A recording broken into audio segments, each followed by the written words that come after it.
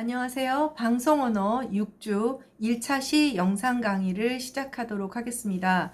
네, 추석 연휴 방송 언어 5차 시 공부를 하며 잘 지냈죠? 네, 코로나라서 가족들을 만나지 못한 그런 친구들도 있을 거고, 또 가족들끼리만 모여서 또 휴가를 지낸 친구들도 많을 텐데, 비대면 상황이라 크게 달라진 것은 없다라고 느껴질지 모르겠지만, 또 다시 이제 그 휴가 이후에 그 일정을 시작을 해보도록 합시다.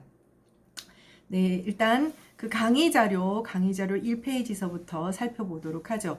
지난 시간에 우리가 받침의 발음 4.2.3 받침의 발음을 설명하다가 끝부분에 이제 겹받침의 발음에 해당하는 것을 이제 좀 설명을 조금 시간이 걸리기 때문에 이제 다음 주로 넘기겠다고 얘기를 했던 걸 아마 다들 기억을 할 겁니다. 그래서 교재로는 102페이지의 그 4.2.4 음의 동화의 그 밑부분에 보면 우리말의 몸과 몸 사이에 발음할 수 있는 그런 자음은 두 개밖에 없다는 것은 모두 다 알고 있죠. 그러니까 이게 사실은 현대국어의 음절 구조 제약과 관련되는 그러니까 그런 그 발음 제약이라고 할 수가 있어요.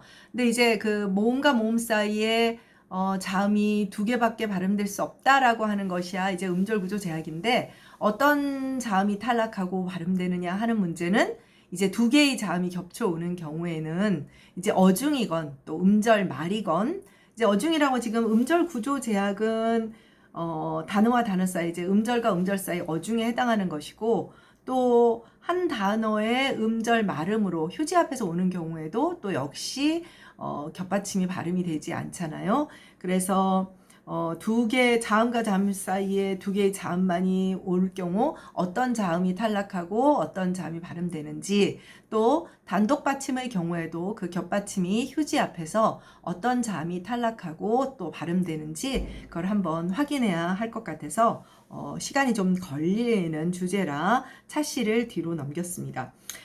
이 부분과 관련되는 것은 334쪽부터 335쪽에 보면 그 이제 표준 발음법 규정에 이제 여러분들 이제 이 수업 시간에는 모든 그 표준 발음법의 그 항들을 1항부터 다 쫓아다니면서 설명할 수는 없죠. 그러면 이거는 이제 표준 발음법 수업이 되니까. 그래서 이 표준 발음법 또 뒤에서 이제 문호 화법 할 때 배우게 되는 표준어, 그리고 또 한글 맞춤법 등등은 잘 혼돈이 많고 원리 원칙대로 좀 설명해야 할 부분들이 이제 수업 시간에 진행이 되고, 좀 더 구체적인 것은 기왕 이제 책 뒤에 부록으로 붙어 있으니까 여러 가지 시험들에 유용하게 사용되니까 꼭 반드시 확인해 보도록 하세요. 네, 그래서 요 그 규정을 선생님이 일단은 뒤에 있는 규정이지만 좀 보기 편하려고 강의 자료 1페이지에 지금 소개를 해놨습니다. 그래서 1페이지를 강의 자료 1페이지에 제 10항, 네, 겹받침, 기역, 시옷, 니은, 지읒, 리을, 비읍, 리을, 시옷, 리을, 티읕, 비읍, 시옷은 어말 또는 자음 앞에서 각각 이렇게 발음한다. 네, 이제 예를 보면 우리가 이제 혼란스러운 몇몇 개의 예를 제외하고는 이제 여러분들이 다 확인하고 알 수 있는 것들입니다.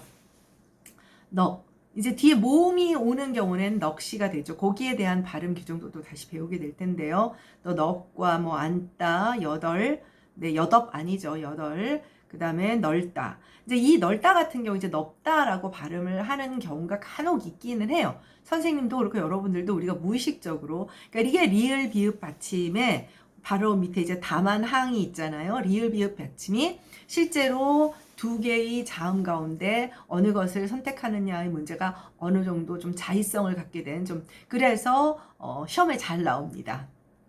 넓다이고요. 외골, 할다 같은 경우는 절대로 틀리지 않죠. 네. 그다음 갑, 없다 이렇게 됩니다. 없다 기억나죠? 늘 고정적 음장을 가지고 있는 그런 용어 어간 중에 하나였습니다.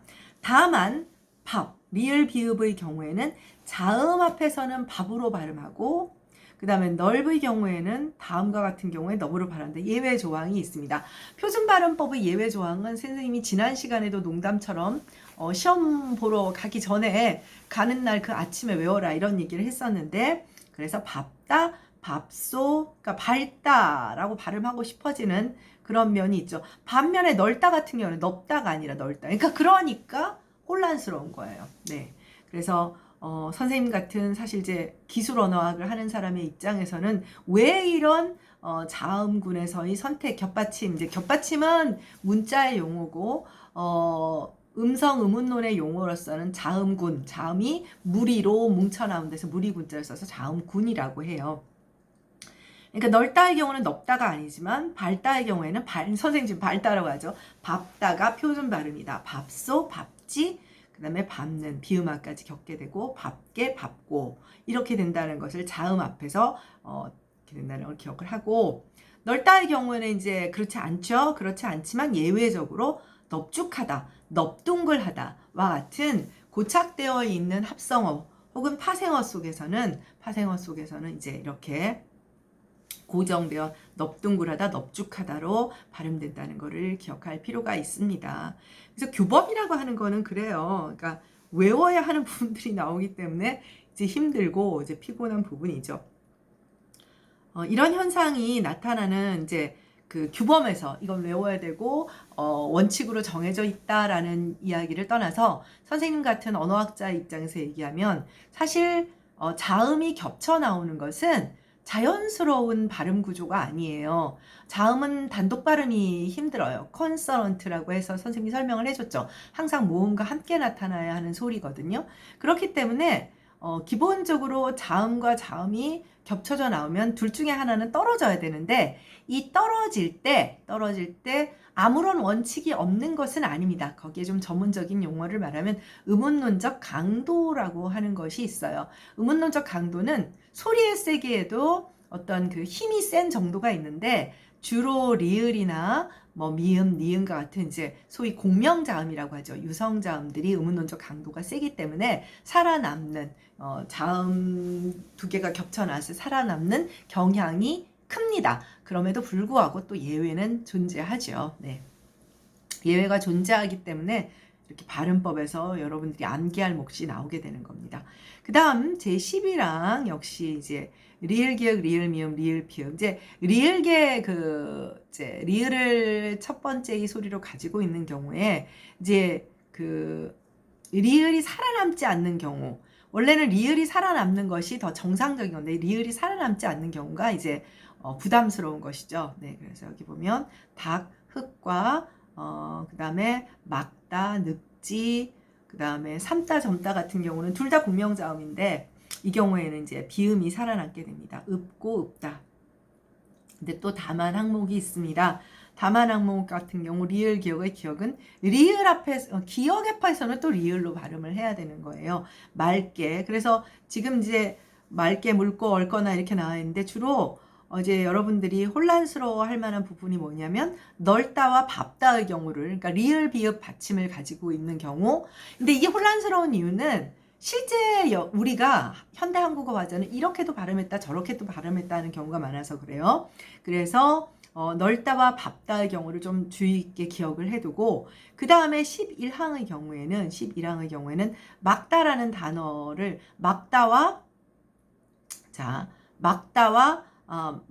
맑고 이걸 두 개를 기억을 해두면 둘 다 자음 앞인데 오로지 기억, 영국의 폐쇄음 앞에서만 리을로 발음이 되는. 그래서 여기 보면 말단은 또 학생들이 잘 외우니까 잘 안 물어보고 얽거나 뭐 이런 단어를 시험에 내는 경향도 꽤 많습니다. 네.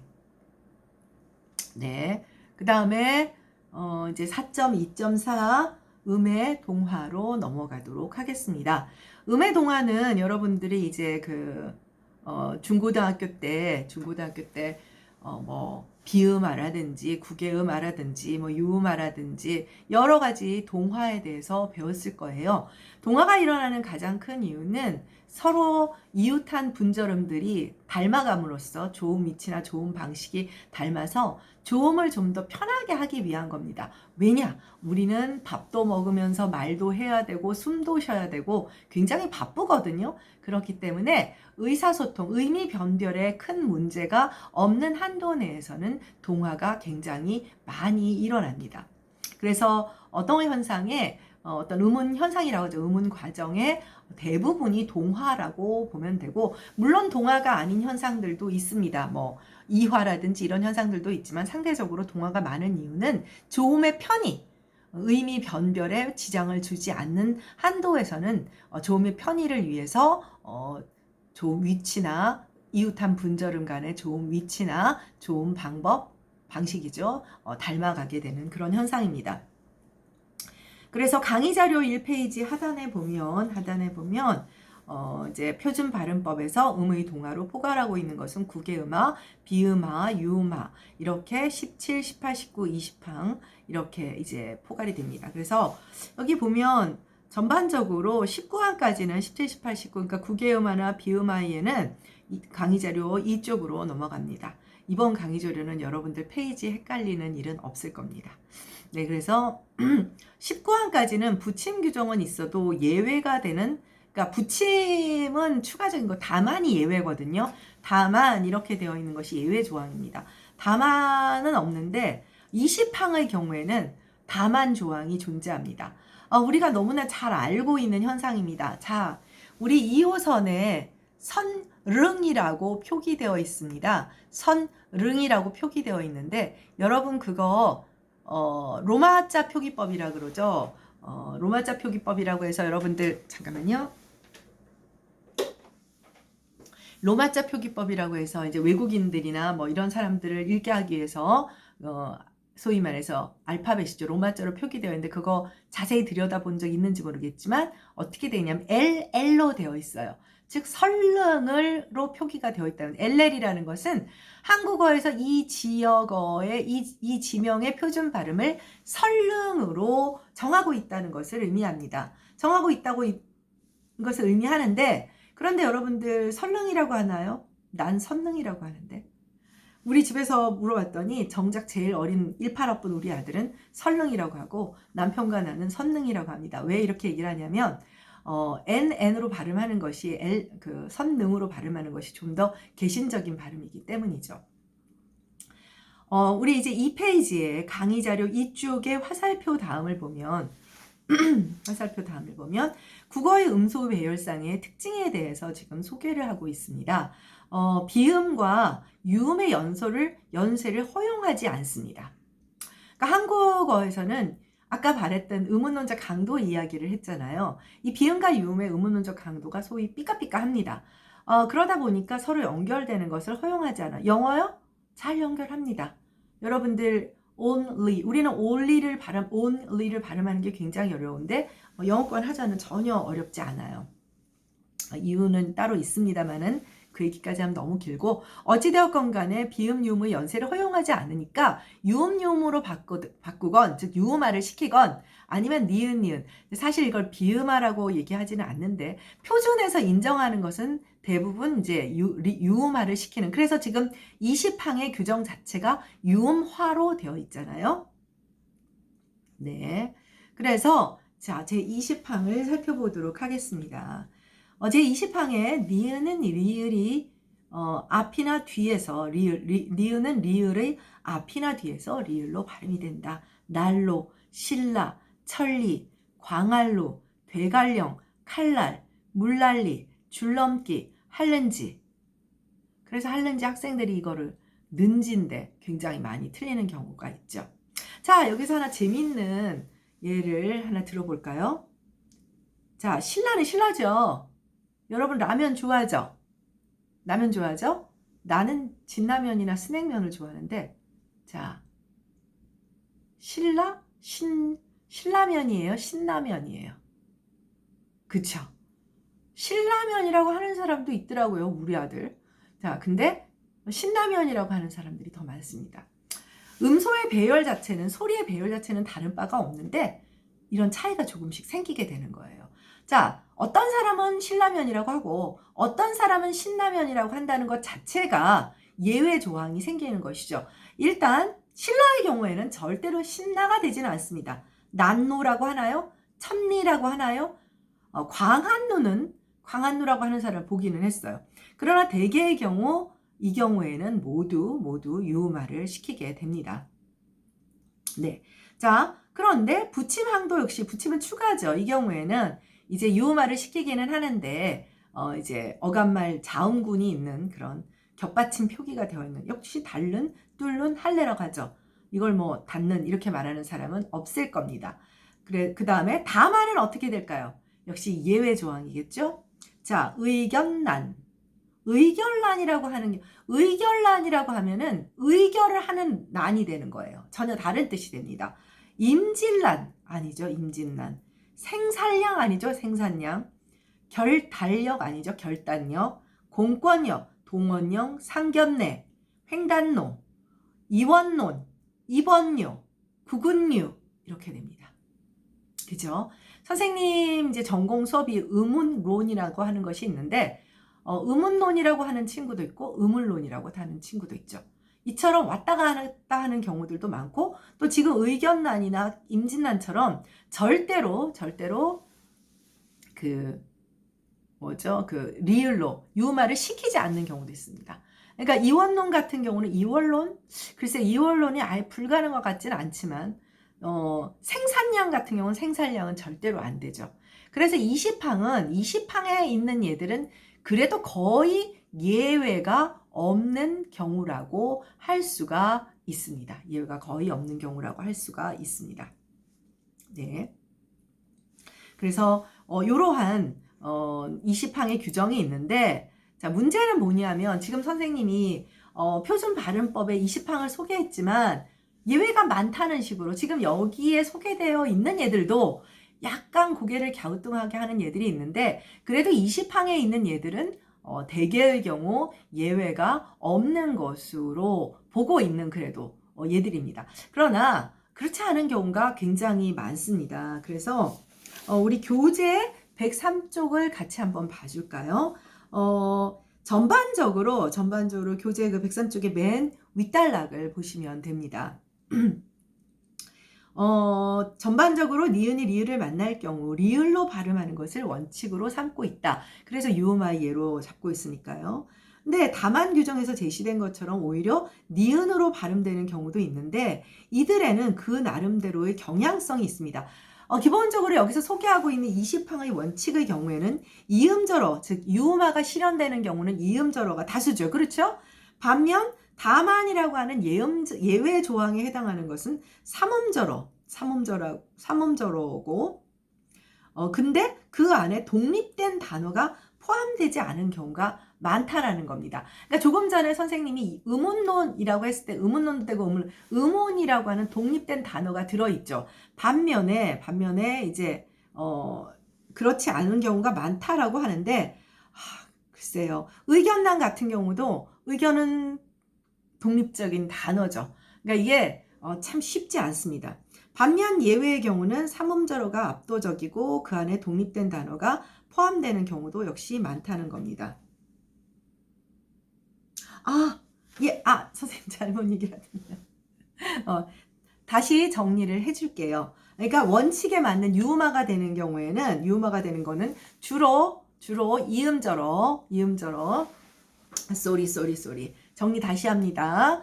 정리 다시 하겠어요. 예외가 되지 않는 원칙에 해당하는 유음아를 겪는 것은 이음절어 그리고 그 삼음절어라 하더라도 그 안에 독립된 단어가 안 들어있는 경우 반면에 지금 다만 항목에 있는 의견란, 임진란 이런 경우는 딱 봐도 삼음절어고 대개의 경우 독립된 단어가 포함되어 있죠. 방금 말한 의문론도 마찬가지고. 네, 그러면 이대로 이러한 규정이 20항의 규정이 모든 단어에 한국어의 한자어든 뭐 고유어든 적용이 되면 좋겠습니다만은 그렇지가 못합니다. 그래서 국립국어원 연구원인 선생님 아는 분이라서 이분이 2006년에 표준발음 실태조사를 했습니다. 표준발음 실태조사를 했는데 여기 꼼꼼히 뭐 볼 것까지도 없어요. 이제 광안리 같은 경우는 오히려 이제 여기 보면 자 여기 이제 광안리 그 다음 노근리 수년래 사전에 이 표준 발음이 아예 등재되지 않고 우리가 일상적으로 많이 쓰는 단어들이고요. 반나 전나 뭐 이런 얘들은 이제 그 표준 발음에는 다 모두 리을로 여러분이 지금 봐도 이음절어에 해당하니까 이제 이렇게 포함이 표준 발음으로 선택이 되어 있지만 거기에 이제 표준 발음의 사용 선택을 보면 반나 같은 경우도 기본적으로 거의 절반 정도. 그러니까 100%가 안 나오는 이유는 뭐 모르겠다, 무응답 이런 경우도 많기 때문이죠.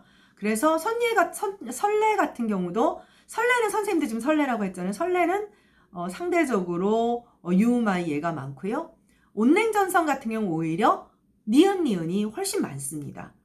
이게 그러니까 결과적으로 보면 단어에 따라서 팽팽하게 리을로 발음이 되기도 하고 니은이 발음이 되기도 하고 어떤 경우는 설레의 경우에는 리을 발음이 더 많고 또 온냉의 경우에는 또 니은 발음이 더 많고 네 그래서 아마 이것은 니은과 리을의 연쇄에서 두 음소 간의 세력 다툼의 진행을 보여주는 것일 수도 있는 것 같습니다. 네, 선생님이 아까 좀 헷갈리게 말해서 미안한데 다시 한번 20항의 원칙을 알려주면 이음절어가 대다수고 삼음절어의 경우에도 그 안에는 독립된 단어가 포함되어 있지 않고 그리고 이제 그 니은으로 발음되는 경우는 삼음절어가 대다수다. 네, 그리고 독립된 단어도 그 안에 포함되어 있다. 그럼에도 불구하고 지금 그 김선철 2006년의 그 표준 발음 실태조사 결과를 보면 여러 가지 예외가 많고 한 개인도 의문론, 의문론처럼 왔다 갔다 한다. 그러니까 이런 거를 기술 언어학에서는 변화의 이제 그 와중에 있는 그런 그 의문 현상이라고 할 수 있어요. 그러니까 이런 경우에 만약에 우리가 표준 발음이라든지 어떤 표기를 정해놓지 않으면 굉장히 혼란스러겠죠. 그러니까 규범이라고 하는 것은 그래서 필요한 거예요. 옳다 그르다를 떠나서 어떤 원칙이 있어야 뭐 여러 가지 시험도 보고 뭐 학교도 다니고 그렇게 되지 않겠어요? 그래서 이제 이런 문제가 있다는 것을 기억을 할 필요가 있습니다. 네, 그 다음에 우리 교재에 104페이지와 105페이지까지에서 나타나는 음의 동화, 즉 21항과 22항의 얘기는 이제 간단히 말하면 그 필수적 동화와 수의적 동화를 반영할 것인가 말 것인가. 그리고 우리 강의 자료 이쪽의 하단에서부터 3쪽 첫머리에 나와 있는 그런 개념입니다. 그래서 일단은 여러분들이 이제 그 강의 자료 먼저 봐주면 음운 변화에는 필수적인 것이 있고 수의적인 것이 있어요. 필수적인 것은 그 변화가 일어나지 않으면 동화든 무엇이든 그 변화가 일어나지 않으면 한국어, 그러니까 개별 언어마다 필수적인 현상들이 있고 수의적인 현상들이 있는데 필수적인 현상, 어떤 언어마다 그 종류는 다르다 하더라도 필수적 현상은 반드시 수행되어야 해요.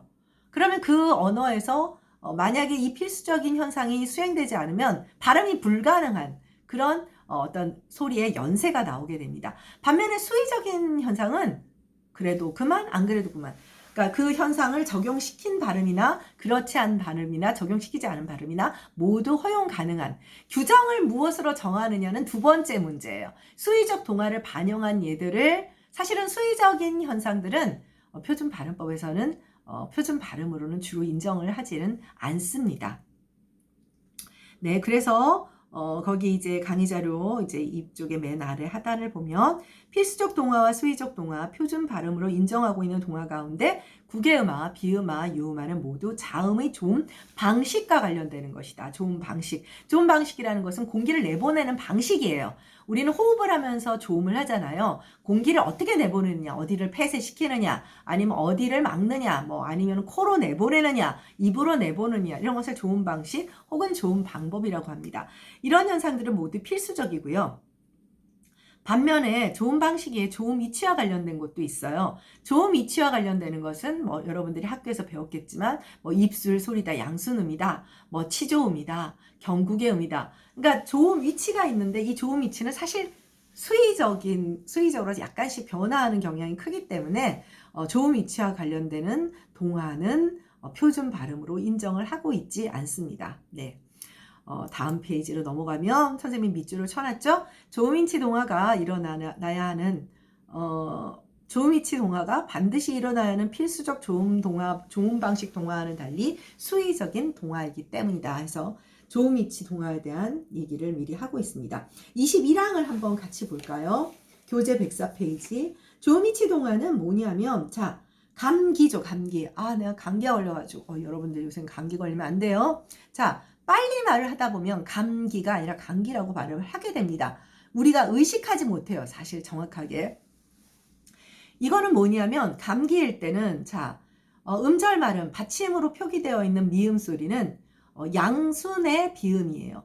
근데 뒤에 오는 기역은 연국의 폐쇄음이에요. 양순 비음과 연국의 폐쇄음. 여러분들이 뭐 음성 의문론을 안 들어도 뭔가 일치하는 단어가 하나도 없으니까 거리가 멀겠죠. 그런데 감기가 되면 어떻게 되냐면 이응 소리를 받겠죠? 연국의 비음이 됩니다. 양순 비음이었다가 연국의 비음이 되어요. 뒤에 오는 기역이라는 문자가 나타나는 소리는 연국의 폐쇄음이라고 했죠? 영국애가 일치하죠? 바로 이게 좋은 위치입니다. 빨리 말하려고, 편하게 말하려고 뒷소리에 동화되어 버린 거예요. 이게 좋은 위치 동화입니다.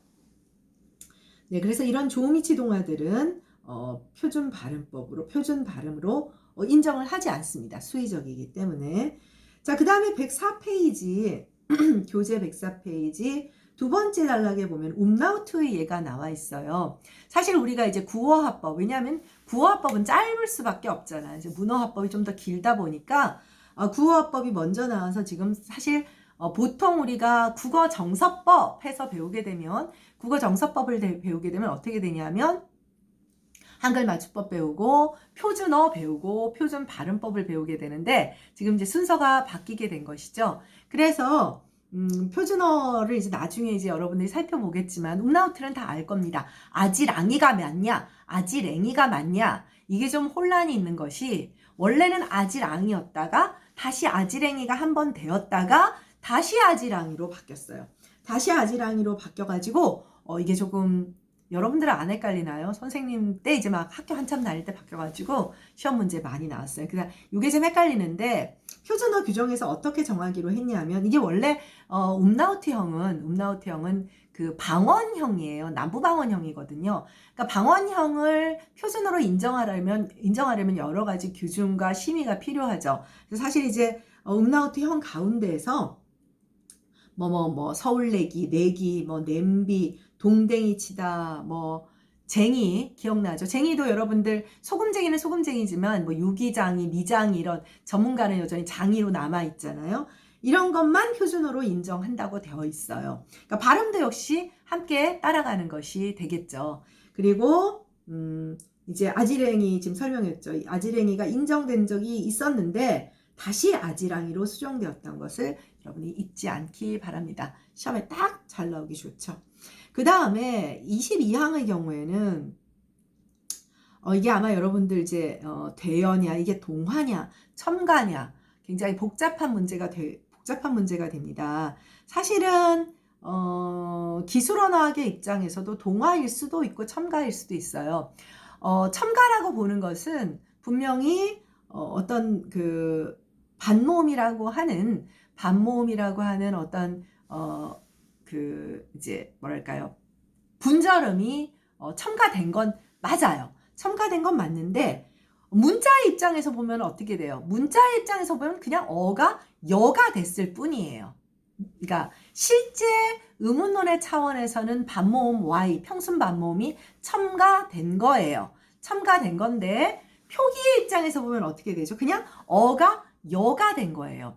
어가 여가 된 거다 보니까 이것을 이제 동화로 처리한 이유는 앞에 오는 되다나 피다나 이 소리들의 끝소리가 모두 구개음이거든요. 경구개음이라고 하니까 그 경구개음에 동화되어 평순 반모음을 가지고 있는 이 평순 반모음이니까. 그러니까 사실 이제 굉장히 복잡한 얘기예요. 그러니까 의문론적으로 이제 여러분들이 나 음성 의문론 안 배워서 잘 모르겠는데 크게 고민할 필요는 없고 선생님 전공이다 보니까 좀 추가적인 설명을 하려고 하는데 이게 사실은 왜 동화에 들어가 있느냐라고 이의를 제기하는 학자들도 많습니다. 동화로 볼 수도 있기 때문이에요. 그러니까 되다나 피다나 그러니까 이 모음들은 왜나 위는 모두 뒷소리가 이제 마지막 소리가 이중 모음이건 단모음이건 경국의 위치의 소리예요. 근데 어였다가 여가 되면 어는 그냥 이제 그냥 단모음인데 여는 평순 반모음이 되죠. 근데 이 평순 반모음이랑 이 평순 반모음은 결국 이 Y라는 소리가 경국의 위치거든요. 그러니까 경국애성 동화가 일어났다. 이렇게 보면 또 동화라고 볼 수가 있다고 합니다. 네, 그래서 여기서는 이 저자는 이제 의문론하는 분이 아니라 외와 위와 비슷한 속성을 가지고 있다. 네, 이제 경국애성의 동화라는 거죠. 뭐 이걸로 크게 고민할 필요는 없고, 뭐 좀 재밌는 얘기인 것 같은데 이런 생각이 들면 언젠가 선생님 수업에서 의문론 수업에서 만날 수 있으면 좋겠습니다. 그러니까 이게 우리가 문어화법과 구어화법을 배우고 있잖아요. 이게 정말 재밌는 것이 문자의 세계와 우리가 소리의 세계를 넘나들게 되는데 사실 굉장히 경계를 나누기가 어려워요. 그런데 이런 경우는 또 보면 소리의 차원과 문자의 차원에 혼란스럽게 얽혀 있는 부분이라고 할 수도 있죠. 네. 네, 다음은 경음화입니다. 네. 경음화가 조금 기니까 도중에 그 차시를 끊는 것보다는 여기까지 1차시 끝내고 경음화는 2차시에서 만나도록 하겠습니다. 수고했습니다.